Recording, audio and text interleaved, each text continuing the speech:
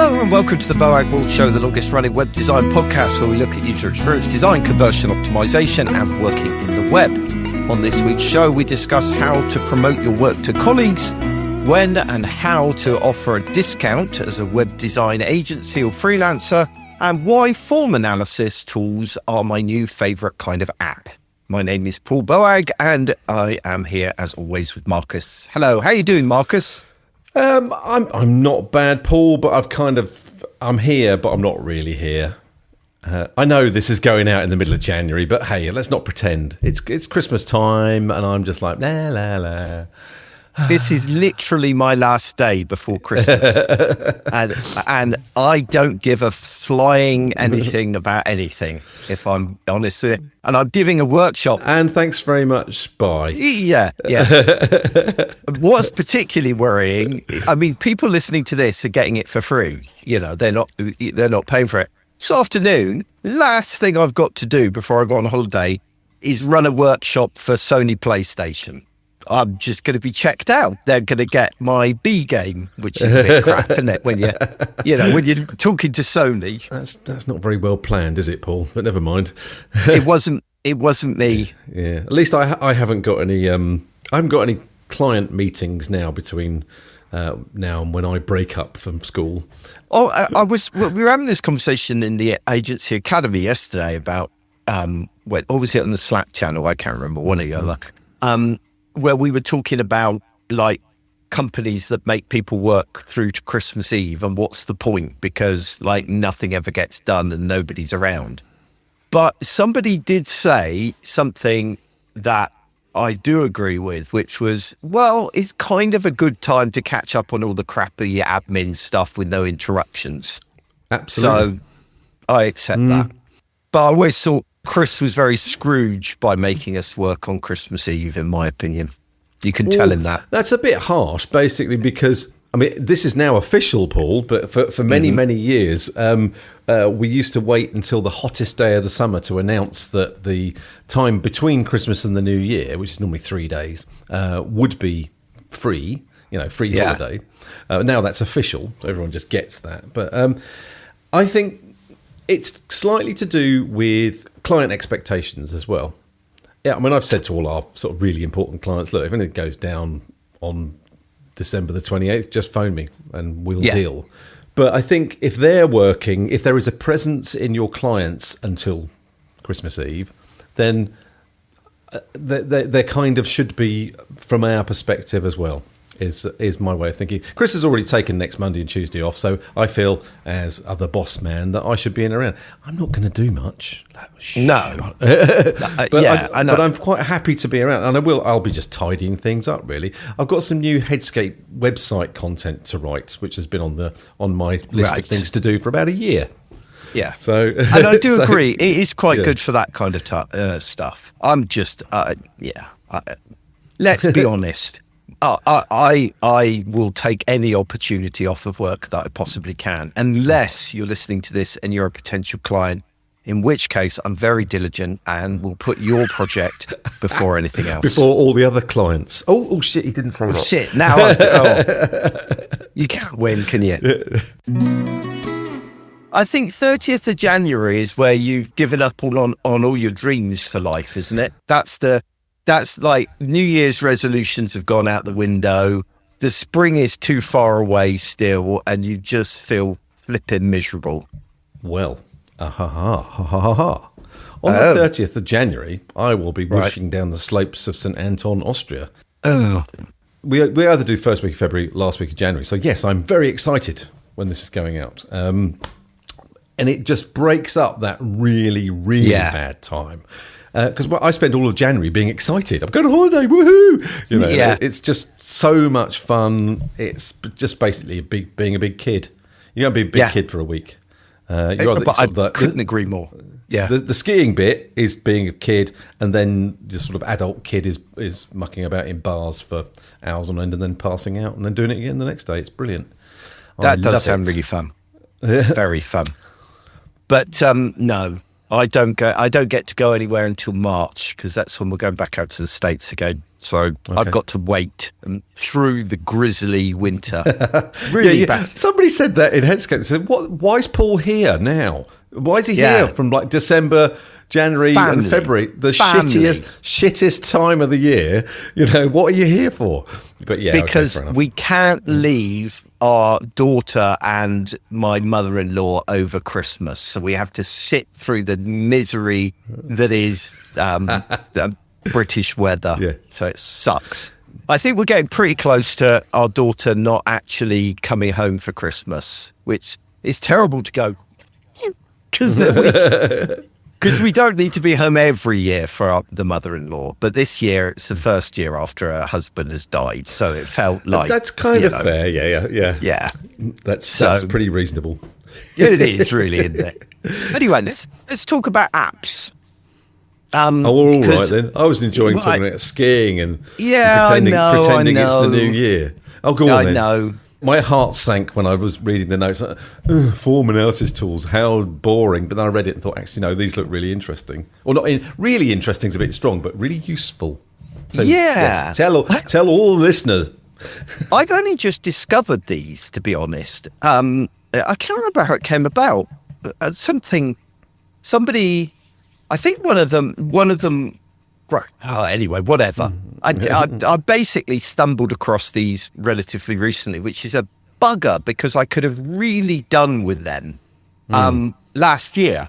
So I do quite a lot of conversion rate optimization work on websites, and I was working with one client, and they had this incredibly convoluted form for inquiries, and they were moaning that the form wasn't converting, and it was asking, for their inside leg measurements and all of this kind of crap on it, and including things like you have to give us your business email address, you can't use a Gmail or anything like that, and the validation software for this was a nightmare because, for example, wouldn't allow Boag World for some reason.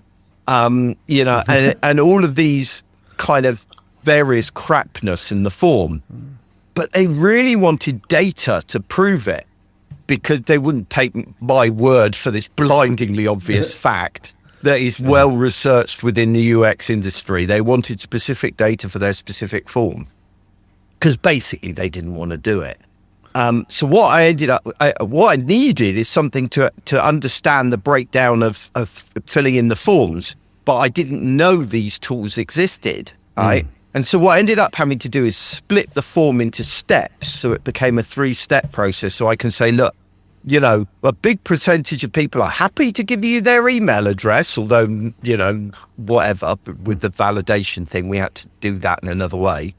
But they're not happy to give you this information on step 2, and they drop out. But what I could have done with is one of these 3 tools. There's one called Mouseflow. There's one called Zuko. And I don't know, how would you say that last one? Exatom. Exatom? I'm not looking. Doesn't matter. They'll be in the show notes anyway. Exatom. It's Atom. Yeah, you're right. Exatom. So we'll put a link in the show notes so you can get to those at boag.world/ this is 011. But yeah, these basically will track people's interaction with these different fields. So you can see, how long they've spent on a field, whether they've abandoned on a certain field, all this kind of useful data to actually start optimizing those fields. Because this is a really common problem that, UX designers come across all the time, which is that marketers want all kinds of information on the form, and every field on the form reduces your conversion level. So now you can actually prove it. Now, I haven't tried any of these myself because I've literally only just found out about these tools. But Zuko looked particularly interesting out of the 3. If you're going to check out one. I agree. Yeah, it looked like the best. What error messages are being shown and how often? How useful is that? Yeah. That's just going to help, maybe not for removing fields, like to reduce the form's complexity, but it's going to show you, it's going to help you with the wording of the questions. People don't understand this, so they keep putting the wrong thing in. It's fantastic. Also, that validation is a great example. So like, with postcodes or telephone numbers, with postcodes, it's like, oh, do they need it to be uppercase? Or put do the they need a space in or space? don't. Yeah, and all that business. What was his name? Michael McIntyre does an incredibly funny little stand-up on form fields. It's booking your ticket to go and see him. That's it. And about the nightmare of filling all these forms in and stuff. And he's very funny. I particularly like his thing about the country drop-down lists. You're going to the local cinema, and the country drop-down list includes, It starts with Albania. Yeah, exactly. And it's like, how many people from Albania are thinking, I am going to fly across to the UK to watch Avengers in my local cinema? Yeah. So Zuko looked the most interesting. It's very reasonably priced, which I liked. That's what I was like, really? Maybe I'm out of touch. I thought, blimey, that's expensive. Well, Zuko is the cheapest of the three. Well, maybe I was looking at another one. I'm looking at it again. Yeah.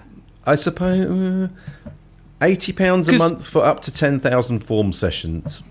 Yeah, but to be honest, 5,000 form sessions is probably enough for most people, isn't it? If you think about it, so that's only £40 a month. I thought it was like or maybe it was on another one. It sort of jumped from next to nothing, but for overall to really expensive, like for hundreds of pounds a month. And I thought, woo, that's really expensive. But that's the thing. This is where they get, you see. The problem with the other two, and you see this a lot in apps, is because they started offering a lot of additional features. So not to do with form analysis, but to do with other stuff. So the other two offer all this kind of other stuff that I'm not interested in.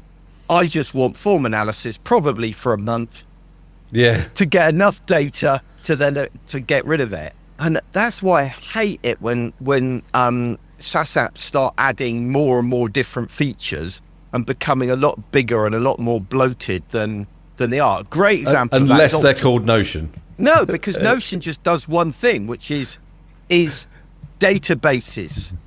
That's it. It's just you could do whatever you want with it. Anyway, shut up. And anyway, that is still cheap, right? It's cheaper than this is. So, to you on that. What were we saying? Yeah. So I hate it. Optimizely is a really good example of this, right? So it started off as a nice, simple card sorting tool. And now they've got all this junk and try and charge you a fortune.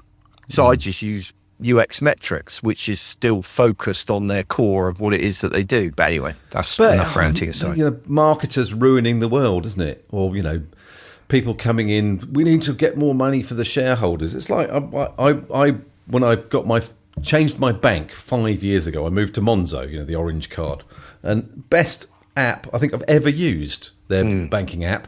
Now it's just full of adverts for this and adverts, their products. You might need this, we're selling you that, blah, blah, blah. Have you thought about doing this? And can you get someone else to sign up? And it's just piss off and let me just use the beautiful app that you used to have.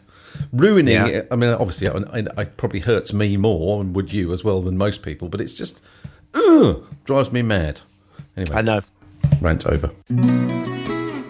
What I wanted to talk to you about as the main segment for the day, but not to you particularly, to the audience. I don't care. It doesn't apply to you. Yeah, it's all completely irrelevant today anyway, because it's la, la, la, la, la. Yeah. Just read the words on the screen, Paul. Okay, all right. Yeah, just my bullet point notes with no context whatsoever. See if you can work out what today's subject's about. This is really aimed at those of you who work internally within your organisation, so design leaders, small UX teams of one, that kind of thing. So, as we've been saying in previous shows, it's been a tough year for UX. I think the shine has gone off of UX very much. And CEOs now have jumped onto the kind of AI bandwagon. So that's the new shiny thing. So that leaves us in a position where really now we have to get very good at promoting our role and our value to the organization. And this has always been the case. And in fact, I wrote a whole book on this when we were at the other end of this journey, when UX hadn't yet become the shiny thing. So I wrote a book called User Experience Revolution, which talked about how to basically get the attention of management and to increase the profile around user experience within an organization. And now we're coming out the other end. It's almost becoming relevant again. So what I wanted to do in this is really talk about some ways that you can kind of demonstrate the value of what it is that you do in some ways that I've found have worked with various companies and I've seen other people do elsewhere. So I've got a list for you. I'm going to rattle through the list. This is a subject I think I will be returning to because I think it's a very important one. But for now, I just want to give some real tangible pieces of advice. So we start with, I would very much encourage you to show and don't tell. I think one of the things that happens when you work in an organization, you get sucked into more and more meetings. You have to start producing documents, reports and shit like that nobody ever reads. And that actually, if you want to demonstrate the value of what you do as a team, you've got to be producing tangible assets and things that people can look at, that can inspire them and can excite them. So prototypes work really well for this, right? So produce little prototypes and proofs of concept of what you would like to do under the radar, without any constraints, and show it to the most senior person you can find, get them excited about it. And then you'll be amazed at how many of the other roadblocks disappear once a senior manager is excited about what it is you're doing. So prototyping is really valuable for that. Obviously, sometimes it's not appropriate to do a prototype. So other options are things like visualizing the user journey and problems in the user journey in a very visual, compelling way. I did this when I worked with the Samaritans here in the UK, which are a massive, well-known charity over here. And we created a journey map of the current experience, demonstrating the weaknesses and problems in that experience. And then we created an aspirational journey, which showed how we could fix those problems and the benefits that would provide as a visualization. And people got it. And we started various projects around that. I was just going to pull you up on one thing there, Paul. You've considered this to be your role, basically. You need to do a bloody section. Part of my role. Yes, I do. And I will one day. Yeah. Well, I was going to say, prototyping, so you can show people things, is massively important. I'm not disagreeing with anything you said. Yeah. Well, not disagreeing with that at all. It's, picture tells 1,000 words and all that kind of thing. However, I would say that senior people certainly do pay attention to reports that include stats. So, So if you're going to develop, it might not even be a report. It might be a presentation, again, show. But use analytics to make your case. I do That's agree what with I was going to say. I do agree with that. I'll get back in my box. And I might even come on to that later. I don't know. I can't remember what's in this list. And then the final thing we show and don't tell is get clients and colleagues and managers actually completing user tasks. And you can make it a fun thing, right? Who can complete these tasks the fastest and watch people struggle. And it's a great kind of workshop icebreaker type exercise that can be quite fun. So I find that works well as well. The next thing on the list is to get people in front of users every opportunity you can. Run open usability sessions, record. If you can't get people to attend, to watch a live usability session, record those sessions, edit them down into what I call horror videos of all the most painful moments. And then share that around with people. And, you might even, if you've got a bit more clout about you and you're a bit more well established, you might even want to make sessions mandatory. So if you want to be a stakeholder and have a say on a project, you have to have come to the usability sessions. That's what gov.uk do. And I recognise that that's not possible for everybody, but if you're in that position, make use of that, because that is a bloody powerful tool. Yeah, we use those kind of videos when we're at pitches. It's like looking at it from a different angle. Obviously, this is all focused on internal people, but we show the value of doing things like that and the kind of shock value of like somebody slagging off their site at pitches. Done it loads of times. Works a treat. Yeah, absolutely. So do you actually do that do you show old ones from previous clients, or do you actually do some usability testing on the new website? We've done both, but we've got the really good videos are ones that we've done in the past. Previous, Yeah, when you just like get these gems, and you can hear Chris smiling as the person is saying exactly what he wants them to say. It's great. Anyway, yeah, totally agree with that. That's a good tactic. Actually, I never thought doing that. I like that idea. Running workshops with stakeholders, I'm sure most of you do this already, but the value for doing workshops with stakeholders, because sometimes it can feel like a waste of time, because you're thinking to yourself, well, I know all of this shit, I could just sit down and do it, or really I should be doing this with users and not with stakeholders. But the value of doing it with stakeholders is the more that stakeholders feel they're contributing to a process, the more ownership they feel for the final deliverable, and the more likely they are to support it and defend it in front of others. So wherever you can, get them involved. Get them involved in customer journey mapping is the most obvious one. But actually doing things like collaborative wireframing as well is a really good way. And you might think, the last thing I want flipping stakeholders doing is doing blooming wireframing. They'll come up with shit stuff. But if you split them down into teams and get them wireframing different versions, they aren't going to remember what they've done weeks later anyway. And you can say you picked and chose from the various different versions of it to do whatever you want anyway. But it makes them feel involved in contributing it. The other thing I do is I do things like a user attention point exercise, which I find a really, really good little exercise. So let's pick a critical page, I don't know, a home page or whatever it is you're working on. And I get the stakeholders in the workshop to basically brainstorm as many elements as they can think of that could go on that page. Absolutely everything they could think of, and break it all down. So, not just the header bar, but navigation and, search and the logo and all of that kind of stuff, as many things as you can. And then at the end of that exercise, I say to them, well, that's great, but, and you've come up with an amazing number. In fact, I normally offer a prize for the group that comes up with the most things that could go on the page, really just to flush out all that stuff that they think they want. And then I say, that's wonderful, but you've got a problem. And that problem is that users have limited attention. And I refer to research that was done by Microsoft that say that people spend about an average of 8 seconds evaluating a page. And then I say, well, let's be generous and say that somebody can visually scan 3 elements in a second, right?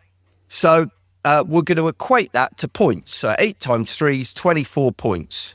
So of that massive list of things that you've got 24 points of user attention to spend. And then I say, but here's the catch. The catch is you're going to want people to pay more attention to some elements than others. For example, you'll want them to spend more attention looking at your call to action than your privacy policy, aren't you? So every element you add to the page is going to cost at least 1 point of user attention. But if you've got something you want people to look at more, you need to give it more points of user attention. So off they go, and they spread, start assigning their points. 1 point here, 1 point here, 1 point here. Then they begin to realize they're running out of points. So they'll get rid of some things, but then they'll start going, well, really, we want more attention given to something else. So we give that 2 points, and maybe we remove a couple of other things. But it'll all be 1 point, 1 point, 2 points, 2 points, 1 point, 1 point, 1 point, 1 point. They'll never really spread it much more than that because they're trying to cram everything into the page. Then you get them back together and you say, you've done an amazing job. Look at all these things you've got rid of. But I want to show you two things for a minute. And I show them the Google homepage, and I show them, I don't know, the Yahoo homepage or Bing's homepage, or, it's something like that. And I say, which of these is the best? And they always say Google, because it's so simple, it's so clean. Well, look, Google have spent 15 points just on their search box, right? Well, Yahoo have spread it around, and it's like a light bulb moment where they suddenly get the need to prioritize, and you split them back down again, and then they start applying those points better. And that is a really good exercise for two reasons. One is it makes them feel they're contributing to the process, as I said earlier. But two, you're also educating them at the same time. And actually, three, they're making the hard choices about what to get rid of rather than you having to battle over it. So that's a really good one. So workshopping. Then there's becoming an educator. This is one of my most important. I had this conversation. Do you ever have those moments with clients where you want to go, I told you this. I told you this. Why did you not listen to me? So I was talking No, that's never happened to me, Paul. No, of course not. I was working with a university in the States that was redesigning their website. And they were looking for help on that redesign process and managing stakeholders and blah, blah, blah, blah, blah. So I broke it all down for them into certain pillars of work that needed doing. And one of my pillars was around communication, right? You need to get really good at communicating what's going on, why it's happening, and inspire and excite people, right? But of course, they got busy, it got complicated, and they didn't do any of that. And of course, then when the website launches, everybody's like, I don't like it, blah, blah, blah. And it's like, you've got to become a good educator and communicator. And so one of the biggest roles, I would say, of any UX team is to educate other people about UX best practice in a way that communicates what you do and the value you bring. So you need to be doing things like writing newsletters, blog posts that go around internally. You need to run lunch and learn sessions. Hell, you might even want to consider doing an internal conference. Anything to raise your profile and get people excited. One thing that I do is things like guerrilla marketing tactics as well. So before now, I've taken customer personas and turned them into mouse mats so that people abate and then go give out those mouse mats to everybody. So every time they look down to use their mouse, they're seeing a customer persona. I've also put design principles on mugs before. So, you know, there's always a lack of mugs in every office on the planet. And so now you've got these mugs, which you've got design principles on it. So you're constantly in people's faces to remind you. The most effective department I ever came across was a health and safety department in Shell, right? The petrol company or oil company. And they're literally, I was doing a Zoom call like this with them. And at the beginning of the meeting, the woman said, please check around for any loose cables under your desk and make sure that you know where your fire extinguisher is. And I said, what's that about? Well, we have to do it at the beginning of every meeting we have. And it's because, I dug into it more because my brain works in that way. It's because the health and safety department are everywhere. You see them everywhere. There's posters everywhere. They're just really good at promoting themselves in Shell. So you need to be that. Next on the list is target the selfish gene. So what I mean by this is never bother saying ever again, and think of the user. Nobody gives a shit about the user except for you. Right. And there's not even any point of going, yeah, well, if we do this, it will help the company succeed. But he really gives a shit about the company other than the CEO, right? People only care about their own targets and their own goals and their own pain points, right? So when you're talking about user experience, talk about how it aids them in achieving their goals, whatever their goals are. So if you're talking to a marketing person, talk about how it will increase brand loyalty and how it will increase word of mouth, referrals, and how it will help them meet their target, their end of year target. If you're talking to a finance person, talk about how efficiency and saving money and reducing support calls and that kind of thing. Jared Spall wrote an excellent article on this called "I Can't Convince an Executive of Anything and Neither Can You." And he basically argues you find out what they already care about and you frame UX in that term. So that is a really powerful piece of advice from him.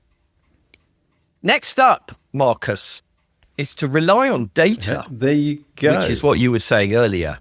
Yeah. There was me thinking you'd missed something. Of course not, Marcus. Of course not. I'm infallible as well, we know. But also beyond what Marcus said earlier, establish some KPIs.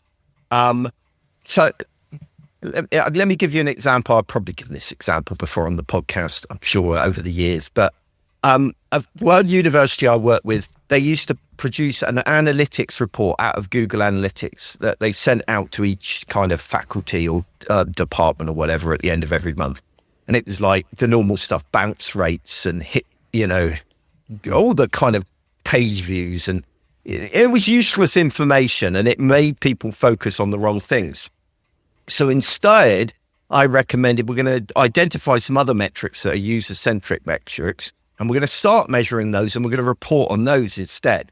But instead of sending the reports out individually, we're going to create a dashboard where you can see all of the departments side by side, right, in order of who has the highest metrics, okay?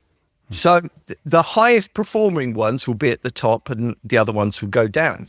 And it created competition amongst the departments that they all suddenly, well, why aren't I doing as well as the business school is? We're more important than the business school.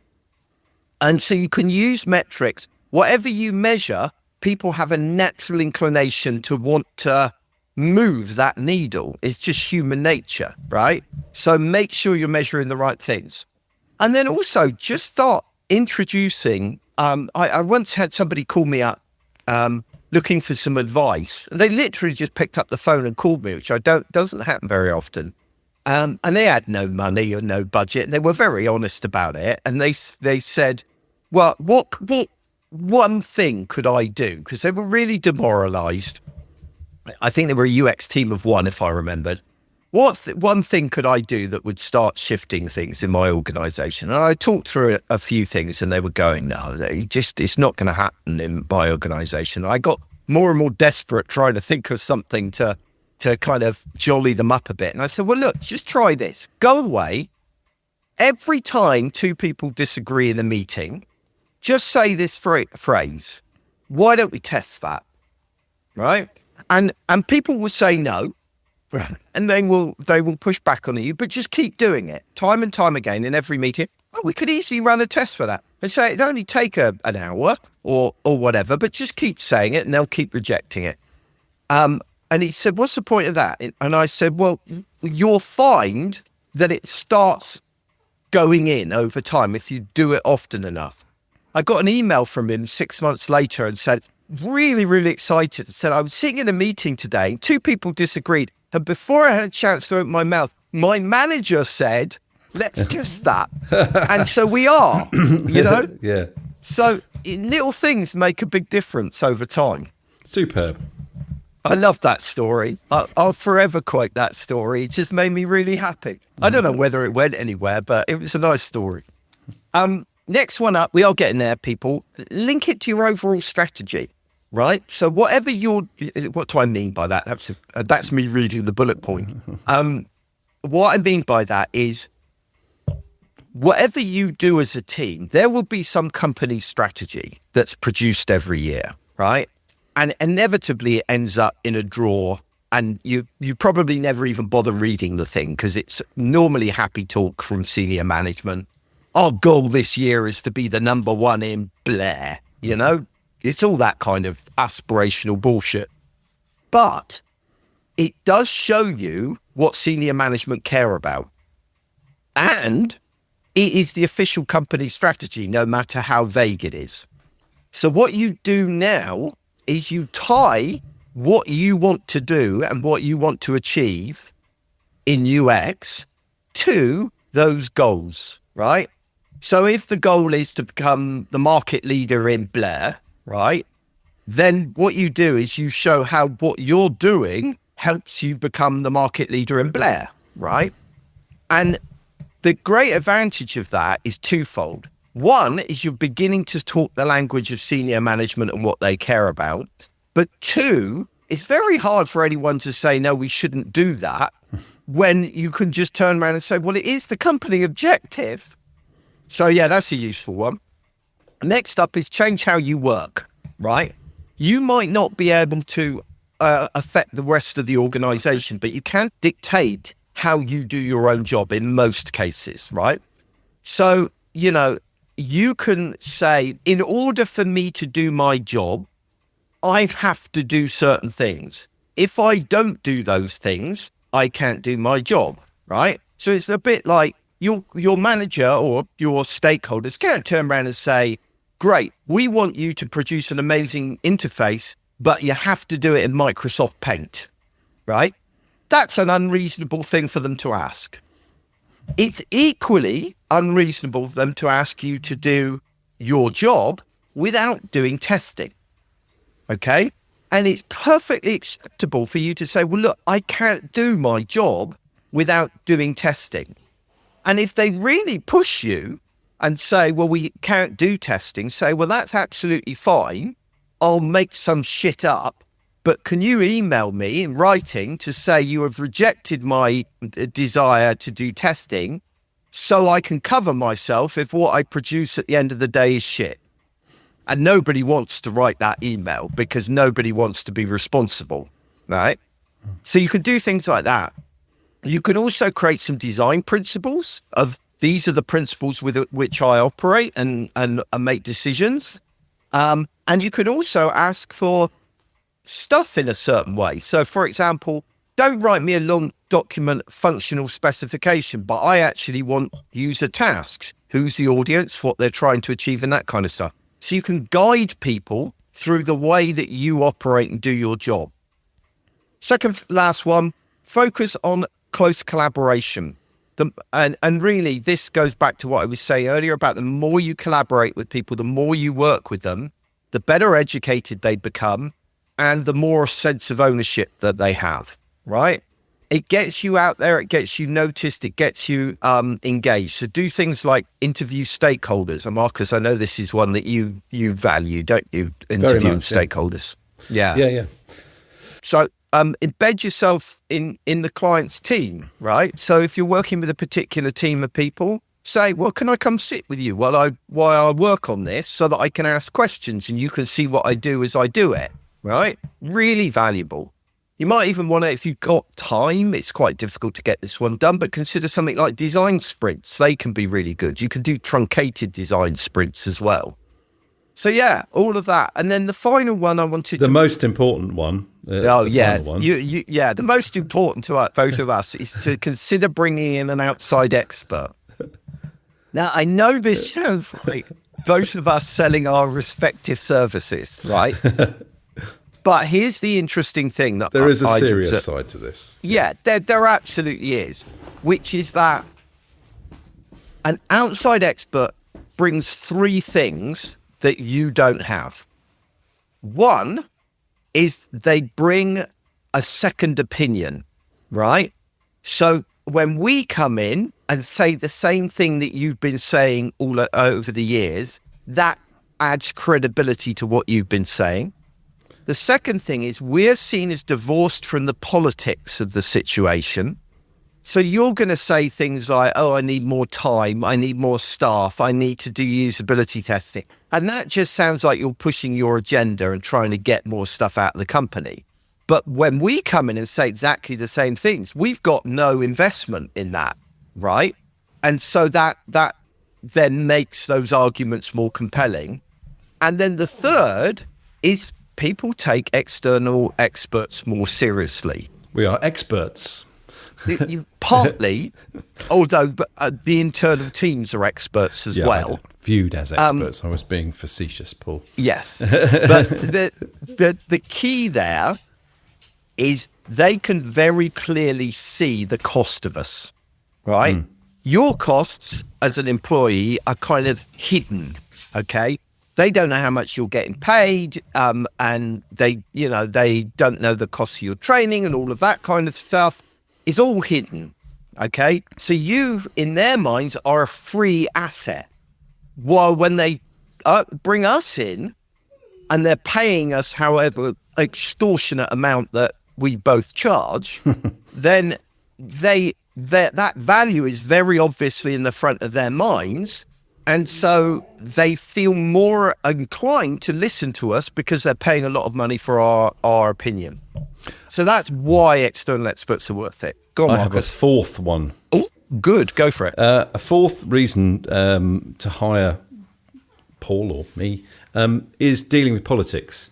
We've been doing, well, the kind of people who do the kind of role that we have, an external consultant, tend to be quite strong characters who don't mind kind of mucking in and standing their ground. And I think a lot of people internally hate that part of the job. And a lot of recommendations that you've just said, Paul, although I don't disagree with any of them, take a bit of balls. You've got to kind of stand up and say your piece, and keep and be use tenacity and just keep at it. And a lot of people just don't want to do that. I'm a creative. I want to get on and do creative things. Whereas what we're talking about here is actually politics. And to hire somebody like Paul or me, we deal with that stuff. So that's the fourth. I think that's a big difference in many ways between being a design leader and a senior UX designer. That I think a design leader is somebody that will do this kind of thing. But even then, I think there are limits to what you can do, but there aren't those same limits on us. Exactly. So you can't stand up to a manager or a CEO in the way we can, because what are they going to do? Right? To us, we can't get fired. They've signed a contract with us. We can be a bit ballsy. We can say those things. But yeah, I totally agree, Marcus. That's a very good point. Now, interestingly, when I wrote User Experience Revolution, which, by the way, if you're not signed up for my newsletter, you could get for free. If you sign up for my newsletter, you'll get it as a surprise gift. But if you want that book, you can get it that way. But also there is this a deck of cards that I produced, like 52 cards, which have got lots of these tips on them. So I'll put a link to the PDF in the show notes, which you can get to just to remind you, from boag.world/011. Correct. 11. Excuse me, I've got hiccups, which is not a good time. So professional. Right, let's move Paul. on. Sorry, what was that? That's so professional, Paul. I know. Burping away. Hiccups. Hiccups. You can't help hiccups. Hiccups come when they come. What do you want from me? Anyway. Blood. I want you to be a complete automaton machine. Well, basically, we should get AI to do that. I bet those AI podcasts. This is AI. This isn't really us. I bet those AI podcasts you get from Google don't include hiccups. They won't, and they'll be much worse for it. So that's how you know this is real. What's next, Paul? I wanted to share something from the Academy today. Because there was a discussion in the Academy, and I want your opinion on, really, because as normal, you weren't there. Just to remind everybody what the Agency Academy is. It's for agency owners and freelancers, and it's a group that we chat a lot in Slack, but we also meet up once a week over Google Meet, and we just talk about our challenges and the problems we have and those kinds of things. And they're really, really good sessions. Again, there'll be a link in the show notes if you want to find out more about that. But one of the questions that came up was about discounting. And should you offer discounts? And if so, how you should handle them.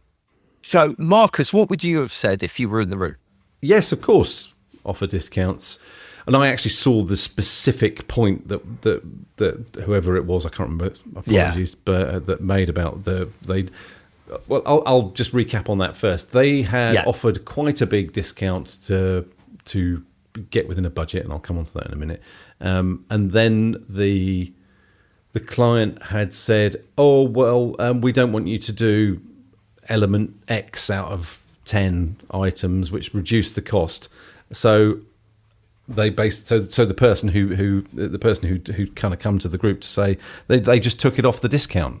So the price was still the same to the client. The client had a bit of an issue about that. They did handle it particularly badly. Yeah. And it's kind of like in that position, I think they basically should have offered a percentage discount. That's what it comes down to. Because I think they were being manipulated. We've all been in that situation where, we want you to kind of give us this price, and we've only got so much, and then they keep haggling. And they keep haggling, and they keep haggling, and then you think, "What's the point in this?" After a while, that's the kind of feeling I got from that. But so to a degree, I guess when I'm talking around and around in circles on this, I actually think what they did was quite a good thing. And I know they probably lost the work or whatever, but it was a bit of a slap round the face for don't mess me around over this. I've given you a big discount. Let's just do the project we agreed on. So I kind of respect that. But if in the first place they'd said, "I'm going to give you a 10% discount," then when they rearranged the pricing, then the 10% discount would have been on the new total, which would have made. So how do you decide when to? Because I think we've got quite different opinions over this. I have quite strict rules over discounting. Right? Yeah. This is going to be funny. Yeah. Well, it's a very, very scientific process. This, Paul. Do you just pull it out your arse, basically? Of course I do. Right. And it's based on two things. Well, it's based on one thing. It's to do with budget. If you know the budget, and we try to honestly price what we think, what's being asked for in whatever the brief is, and it comes to more, and the gap's a small gap, then you offer a discount, new client discount to get it within budget. That's just logical. Quite a lot of the time you don't know what the budget is. So then you're offering a discount to basically go on what you think the price should be. Got to keep this under 100K, let's say. And the pricing you worked out is 110. Well, you offer, you might not know, but let's offer, again, it's a bit of a sweetener. And we're offering this discount. And it is always a percentage because of what I've just previously said. I agree with that. Okay, 2 follow-up questions then. Mm-hmm. One is, do you tell the client you're discounting it? Yes. Okay. And 2, if somebody asks you for a discount, do you give it? No, is the short answer on that one. No. Because it's like, well, I'm hesitant on this one because we probably would. Right. But it's kind of it's not policy. It's not like, ask us for a discount and we'll get into a kind of back and forth over it. We don't operate like that. It's not like, no. This is I the don't price. like that. We have offered you a discount because you've told us what the budget is. We think it will cost the budget plus a little bit. So we're going to take that off as a discount to get within what you've told us the price is. Don't then bugger me about further, I think that comes back to the what I was saying earlier. Because I will fudge the numbers to get them to work, like you just said. But I wouldn't necessarily tell the client that I've done that, because I feel like it sets a bad precedent for them to push back against the price that I give them in other situations. If, you gave me a discount last time kind of attitude.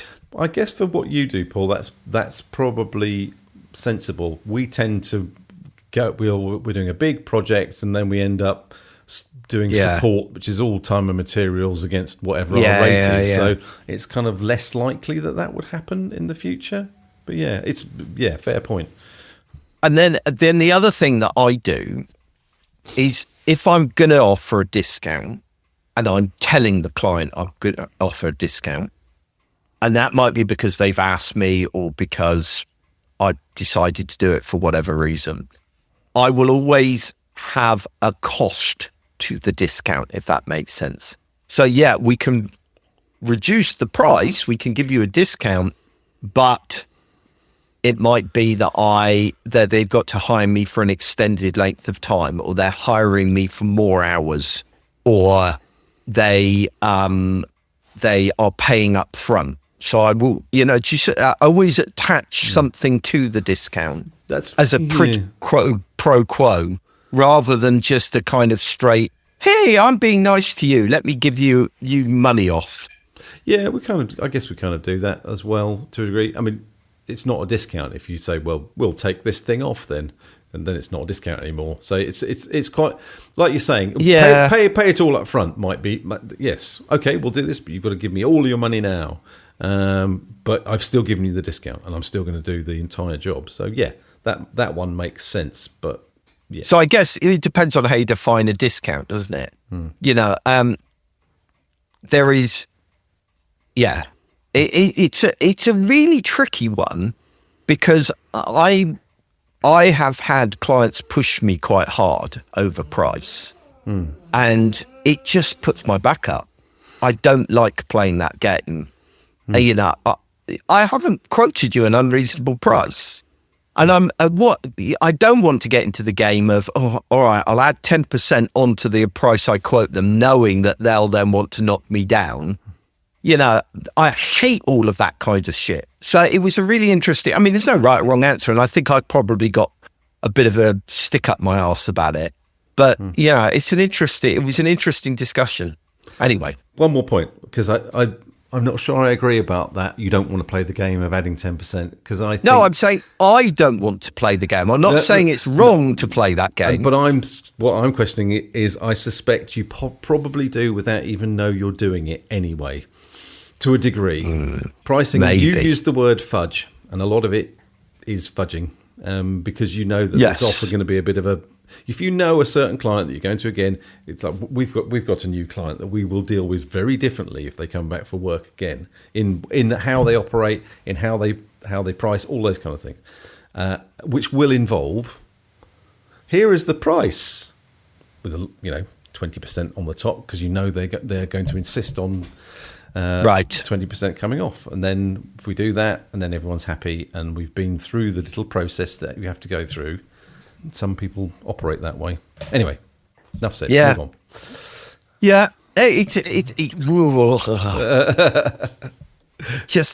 really rubs me up the wrong way. But I think it's also, to be honest, I think it's a bit of a cultural thing as well, because there are many countries where that kind of is built into the process of business. It's like, even in the States, you never pay sticker price for a vehicle, It's a stupid game, and I hate it. Yeah, well, you don't ever play sticker price for a vehicle in the UK, do you? Anyway, but no, I suppose you don't. But the example I just gave were from an organisation from a different culture, and we've learned some lessons on that one. Yeah, which is fine. Yeah. It's absolutely fine. Yeah.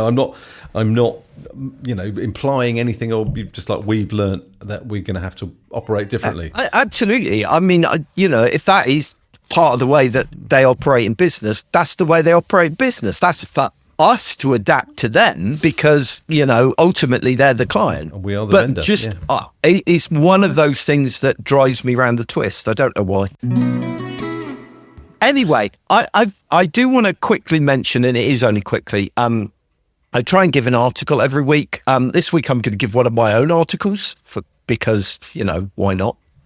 It's an article I've written over on the Wix website, and you could get a link to it from the show notes, bioegg.world/011. And it introduces this idea of splitting hard to quote fixed price projects down into sub projects, and how I go about doing that. And so it allows then the opportunity for much more accurate pricing of the individual sub-projects, rather than having to pull a number out of the air, which can be massively painful. I'm not saying you should do this on every project. It would be overkill with something smaller. But certainly on the bigger projects, it is something worth considering. So if you do find yourself having to quote on a big project, then check out this article. You can still give an estimate for the whole thing, right? But then you kind of do it through a series of smaller sub-projects. So yeah, check that one out. I think you'll find it useful if you find yourself having to quote on projects. So there we go. That's it for this week. Marcus, do you have a joke for us? I do, and I think this is one that I probably told many years ago on this very podcast, version A. But, I'm going back to it. A version, at this point, it's like, what we've done well over 800 episodes, I think, at this point. It's at least 1 million. Anyway, here we go. A Roman soldier walks into a bar and holds 2 fingers up. He says, 5 beers, please. That's not really funny as such, is it? It's more, that's clever. Yes. Yeah. Quite liked it. Yeah. Well, it made me chuckle in a sort of light chuckle way. Yeah. I'm not really sure about that one. I don't feel it was dad jokey enough. Sorry. I'm just judging you. Don't care. All right. Well, you've been criticising what I've been saying, so I feel that this is my only option. That's fine. Yeah, because I don't say anything else. I just do the joke bit. That's all I'm good for. Oh no, Marcus! I've tried podcasting without you, and it doesn't work. So I tried replacing you with AI, and it's just the jokes are better. Too efficient, much better joke. Well, no, I think we proved last week that they're not actually. Because last week or the week before when I did as I was told and used AI, and it was like, that's not very good. Well, there you go. Right, thank you very much for listening to this week's show. I hope you found it useful, and we will talk to you again in a couple of weeks. But till then, thanks for listening. Bye. Bye.